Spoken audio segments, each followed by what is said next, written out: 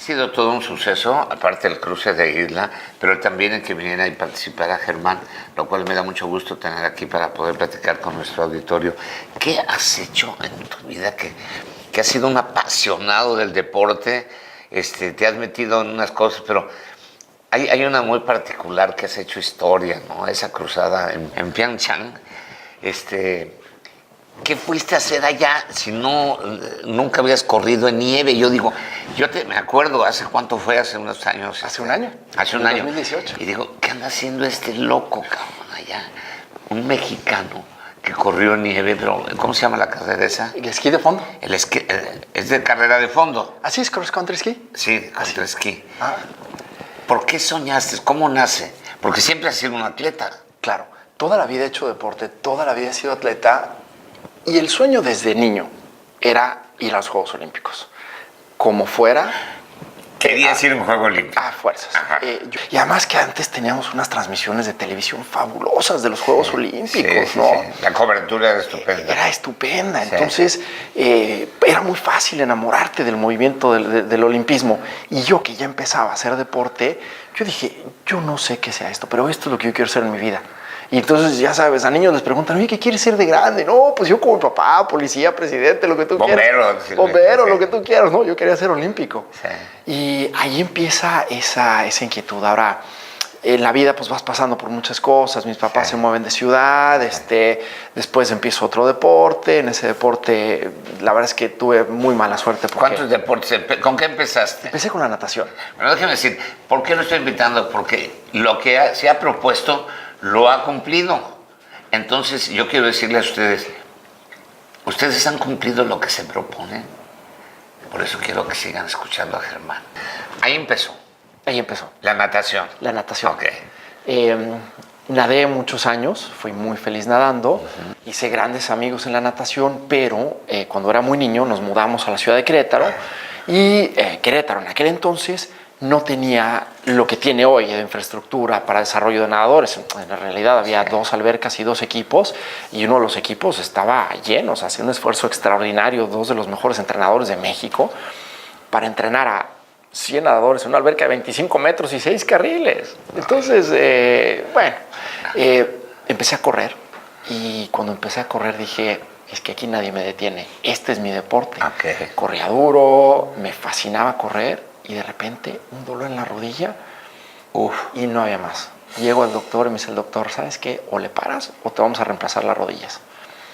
Entonces dije, Chihuahua, ¿y ahora qué hago? Ajá. Entonces, durante años seguí corriendo, pero poquito, porque si corría el lunes, pues me iba el dolor hasta el miércoles. Entonces, pues me tenía que dejar 2 días sin correr para volver a correr el miércoles. Pero no dejabas de correr. No dejaba de correr, es que no podía. O sea, ya era una parte que se había hecho mi ser, lo que yo era.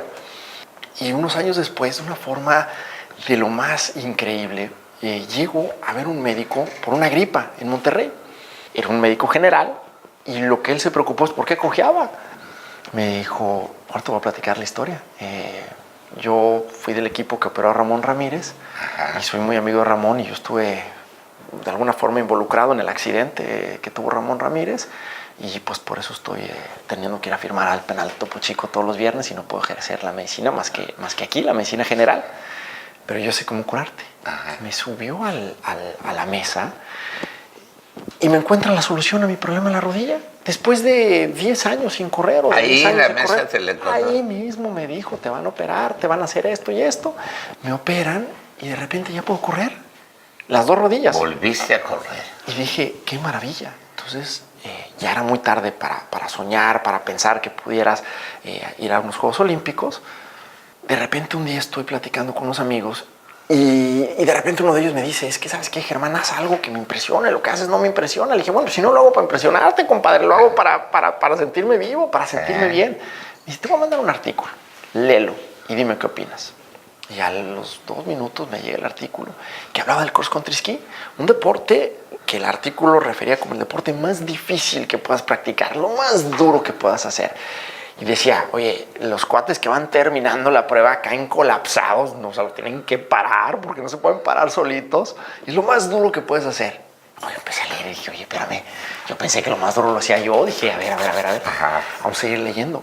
Sigo leyendo y entonces el artículo empieza a hablar de cómo el cross country ski es un deporte que junta a los mejores deportistas y a los peores deportistas. O sea, los peores, no refiriéndote a los peores deportistas, sino refiriéndose a que en los Juegos Olímpicos, digamos, los que menos aptitud tienen para estar en ese nivel de Juegos Olímpicos, porque el cross country ski tiene plazas que si tú llegas al criterio de calificación, puedes ir. Ahora, llegar al criterio de calificación es casi imposible. Empiezo a leer el artículo y entonces digo, ya como que me agarró la parte de pues, los mejores deportistas y los peores. Dije, a ver, vamos a leer. Y hablaba de cómo un peruano, uno de Bermuda, un keniata, están participando en la prueba de cross country ski.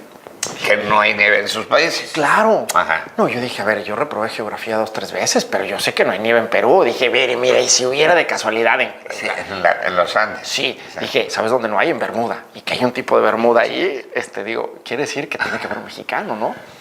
Entonces, pues te pones a buscar las listas de participación y no hay mexicanos en el 2014 en Sochi, no hay en el 2010 en Vancouver y te vas con la lista hasta atrás, hasta 1996. Un señor de apellido Álvarez había participado y era el único en la historia que había calificado, que había participado, y estás hablando que habían pasado ya más de 30 años desde que ese señor había participado. Y dije, oye, sí se puede. Me empiezo a encontrar que, por ejemplo, yo corro 10 kilómetros en 36, 37 minutos, 36 más bien. No, pero 10 kilómetros en 30 está bien. Sí, claro, no es de muy clase bien. Mundial, pero pues para, digo, No, muy sí, bien. sí, Digo, sí. sí. Y ellos andaban en lo mismo, 36, 37 minutos. Dije, oye, a ver, espérame, si yo puedo correr igual que ellos, seguramente podré esquiar igual que ellos, ¿no? Pues a ver, ¿cuánto corro en un maratón? Esa es la vara con la que yo mido, ¿no? Pues ninguno había corrido nunca un maratón. Creo que uno de ellos lo encontré con un maratón de 4 horas. Dije, ¿Tú cuántos maratones llevabas? Son Ironman son 18. Maratones son... Ironman 18. Sí. Ok. Maratones sin Ironman son... Ay, no te quiero mentir. Déjame decir un número, 14, 15. Ajá. Y ultramaratones, eso sí los cuento porque me encantan, son 8. Ok. De distancias de 80 kilómetros, de 100 kilómetros. Y entonces dije, oye, yo tengo que poder hacer esto. O sea, no tengo que poder. Ajá. El problema es que cuando digo tengo que poder, pues me acordé como los memes de la ranita, ¿no? Ajá. Abrí la puerta y me acordé que tenía 3 niños recién nacidos.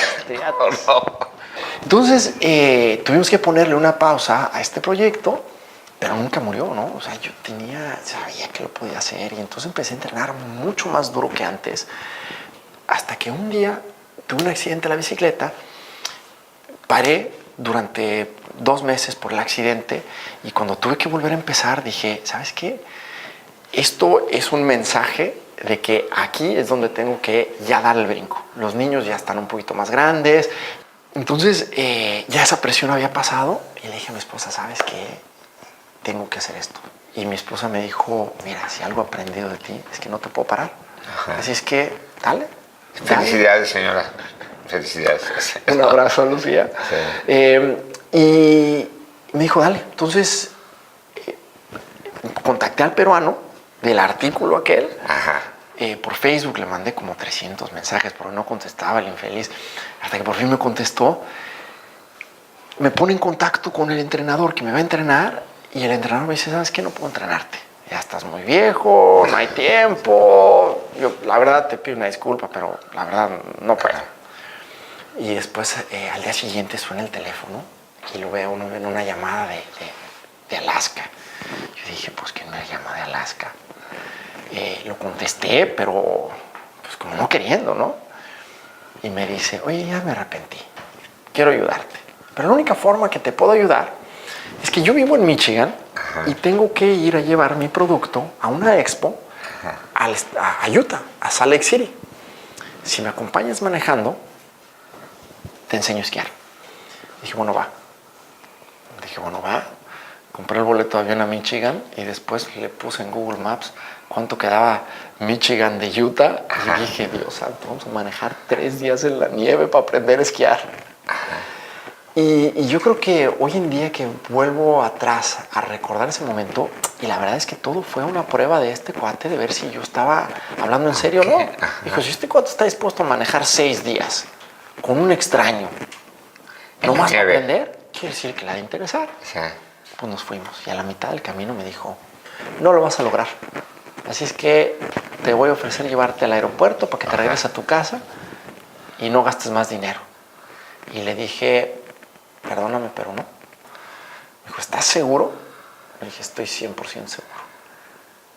Y en ese momento fue cuando cambió todo. Entonces ahí empezó el proceso, pero un proceso difícil, porque imagínate, Oscar, que para fondear todo esto, bueno, pues primero le echas mano a los ahorritos poquitos que tienes. Pero pues bueno, pues al no, pues hombre, al no ser millonario, pues se acaban los ahorritos y pues a vender la bicicleta. Y a vender la otra bicicleta, pues 12 años, 11 años haciendo triatlones, pues había acumulado ya todos los tornillos de la bicicleta que pueden existir en el mundo y pues a vender hasta los tornillos. Toda la vida corriendo, me di cuenta que en eBay te compran los zapatos usados siempre y cuando no estén muy usados. Te dan 5 o 10 dólares. Pues vendí todos los zapatos que tenía. No, me quedé con los que usaba en ese momento y empecé a buscar amigos, primos. Ya me la acaba la vuelta, Oscar, porque ya todo el mundo sabía que les iba a pedir lana, ¿no? Ya a las bodas ni me invitaban porque ya sabes que la boda era el perfecto escenario para posibles patrocinadores. Y de poquito en poquito, pues iba, aparte es increíble cómo pasaban las cosas, ¿no? Porque había una competencia en Turquía y decían, voy a Turquía mañana y de repente, pues decía, bueno, no tengo dinero. Entonces caía alguien que me hablaba y me decía, oye, Germán, estoy pendiente de depositarte. Y te depositaban 500 dólares. Un pesito el día antes que me permitía ir. Fue un año maratónico de entrenar, de ir persiguiendo la nieve, porque el calentamiento global es una realidad. O sea, el presidente de los Estados Unidos dice que no existe, pero existe y la prueba está en que la nieve en donde antes había, ya no hay. Entonces programé una carrera y como la nieve nosotros la hacemos en los valles, no en las montañas, en el valle se va la nieve. Entonces tú tienes un boleto de avión comprado para ir a una carrera y de repente te llega un mensaje del organizador diciendo la carrera se canceló porque se nos fue la nieve. Y de repente quedas así y dices, pero ya pagué. Entonces, así nos fuimos llevando prácticamente hasta el final, en donde me doy cuenta que solo no lo voy a lograr, que no hay forma, ¿no?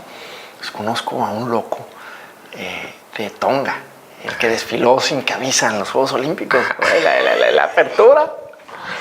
Ese se hace mi hermano del alma, pero bueno, o sea... Ya se juntaron dos locos. Nos juntamos dos locos. Y reclutamos un tercer loco que nos lo encontramos en una carrera con la espalda partida y quejándose y enojado y no sé qué, porque no podía esquiar. Entonces él tenía que defender su plaza y para defender su plaza pues iba a tener que usar recursos propios que no tenía.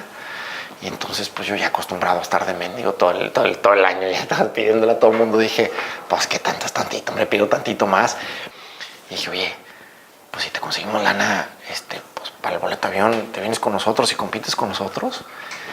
Y dijo, va. Entonces, entre Pita y yo, conseguimos para pagarle el boleto y le dijimos, mira, tú no te preocupes, tú te pagas tu comida y tus carreras y donde vayamos nosotros vas tú. Y lo que es increíble es como un sueño, como la fuerza de cumplir, de lograr un sueño, hermana naciones. O sea, de verdad, Oscar, estamos en una competencia en Turquía el día de Navidad, en una mesa, 11 naciones diferentes, 11 atletas buscando el sueño olímpico, compartiendo la cena de Navidad. Hicimos un video, cada uno en su idioma, diciendo Feliz Navidad y pasando el teléfono y luego pues lo pusimos ahí en Facebook. Y a final de cuentas, como no había barreras, ¿no? Estábamos todos juntos comiendo y a la fecha nos escribimos, somos grandes amigos. Un día llegas, te sientas en una mesa en la que eres México. Y en ese momento entiendes que eres un embajador de tu país, que eres, que vienes representando el espíritu y cómo se va a hablar de tu gente. En Armenia, fuimos a competir en Armenia. En Armenia yo creo que en su vida habían escuchado hablar ni de México, ni de mexicanos, ni de... Entonces, o te comportas a la altura o van a decir, no, esos mexicanos son bien, ya sabes. Y llegamos a este punto final en el que nos quedaba una carrera, una sola carrera, para tratar de calificar. Y ya íbamos los tres hermanos. Yo tenía dinero para pagar el último boleto de avión. Y estaba ya, no tenía forma de regresar a volar. Ya la última carrera para calificar. Sí. Ya no había boleto. Yo no tenía dinero para pagar el boleto de avión. Y estaba, literal, me solté llorando. me habla Pita por teléfono y me dice, oye, le dije, me dice, oye, compra ya el boleto. Le dije, oye, no lo voy a poder comprar, yo creo que hasta aquí llegó. Colgamos el teléfono, me destrocé, me derramé, o sea, fue un momento... Que hasta aquí llegué. Hasta aquí llegué. Sí. Un año de no ver a mi familia, no estar el cumpleaños de mis hijos, no estar el primer día de la escuela en su vida. No los voy a dejar el primer día. El precio había sido muy alto, ¿eh? El precio ha sido altísimo. Sí. Y de repente sentir que ya se acabó todo. Y en eso, como la llamada del entrenador, ¿no? Al día siguiente, vuelve a llamar Pita y me dice, oye, Germán, ¿ya viste el boleto de ida? ¿Cuánto cuesta? Y mi reacción fue, o sea, cuando vas a un lugar tienes que volver, o sea, Ajá. no compras un boleto de ida. Me dijo, si yo fuera tú, yo lo checaría. Checas el boleto de ida y me alcanzaba. Por $30 me alcanzaba para comprar el boleto de ida. Dije, ¿sabes qué? Yo no necesito boleto de vuelta. Yo voy a calificar a los Juegos Olímpicos. Ajá. Logramos la carrera. Calificas. Califico. El Comité Olímpico Mexicano entra al juego. El Comité Olímpico Mexicano es una organización maravillosa. Te apoyaron. A ver, Oscar.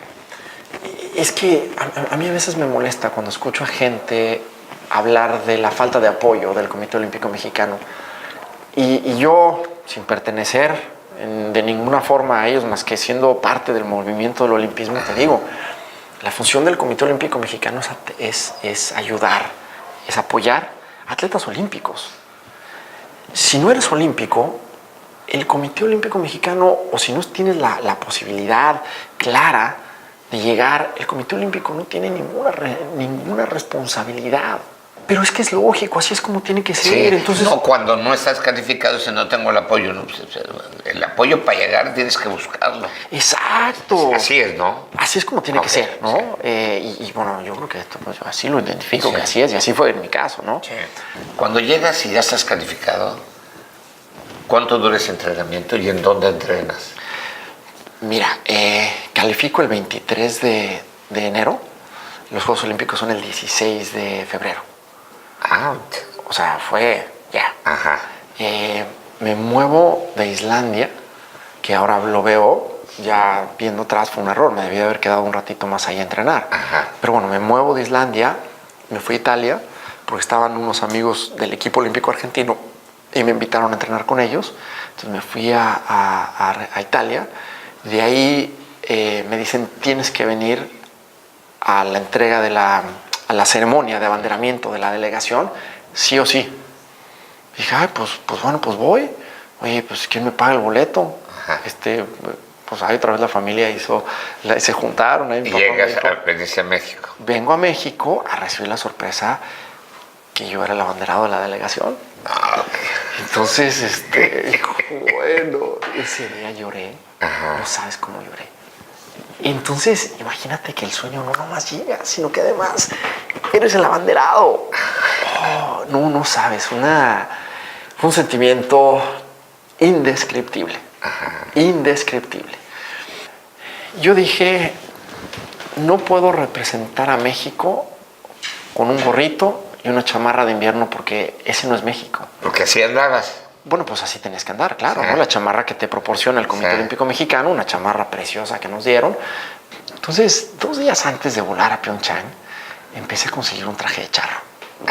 Sin saber ni siquiera si me iban a dar permiso de... Ahí voy cargando el traje, el sombrero de charro. No. El charro que me lo prestó me dijo, lo único que no puedes hacer es perder este sombrero. Ajá.